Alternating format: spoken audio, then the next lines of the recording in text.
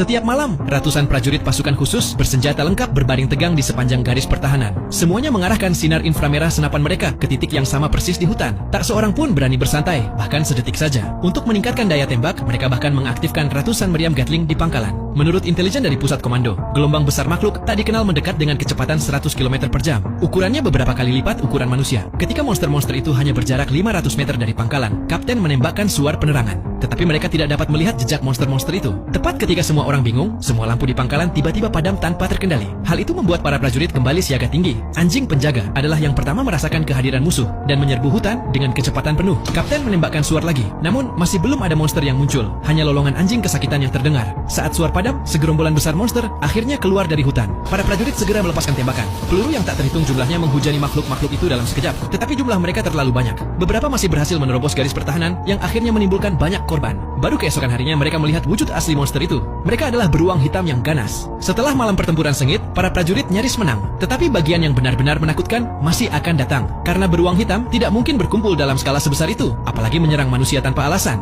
Untuk mengungkap kebenaran, para prajurit bersiap untuk menyelidiki hutan. Kali ini mereka bahkan lebih berhati-hati. Mereka mengirimkan beberapa helikopter bersenjata untuk dukungan udara. Sementara unit lapis baja elit memimpin jalan bagi pasukan darat. Anehnya, mereka menyisir seluruh hutan. Mereka menemukan sesuatu yang tidak biasa. Mereka menemukan sebuah kota di sisi lain hutan. Seluruh area perkotaan sunyi senyap tanpa tanda-tanda kehidupan.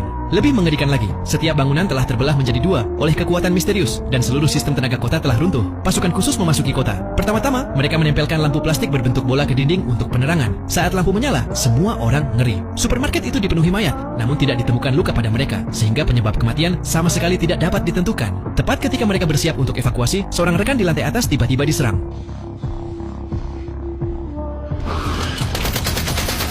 Semua orang bergegas untuk memberikan bantuan. Sesampainya di tempat kejadian, mereka melihat penyerang melompat dari puncak gedung setinggi 100 meter dan mendarat tanpa luka sedikit pun. Lebih aneh lagi, hujan peluru yang ditembakkan oleh para tentara sama sekali tidak dapat melukainya. Mereka hanya bisa menyaksikan tanpa daya saat dia menghilang dari pandangan. Tak lama kemudian, orang itu kembali dengan bala bantuan. Meskipun senjata para tentara memberi mereka keuntungan besar, pihak lawan memiliki jumlah yang lebih banyak.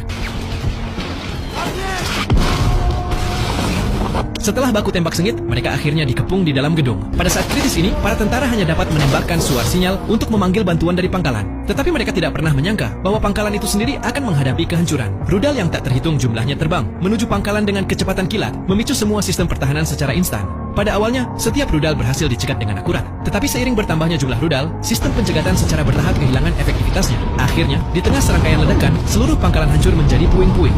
Jika kalian penasaran dengan kelanjutannya, silakan tonton filmnya secara full. Film ini berjudul The Blackout, yang dirilis pada tahun 2019.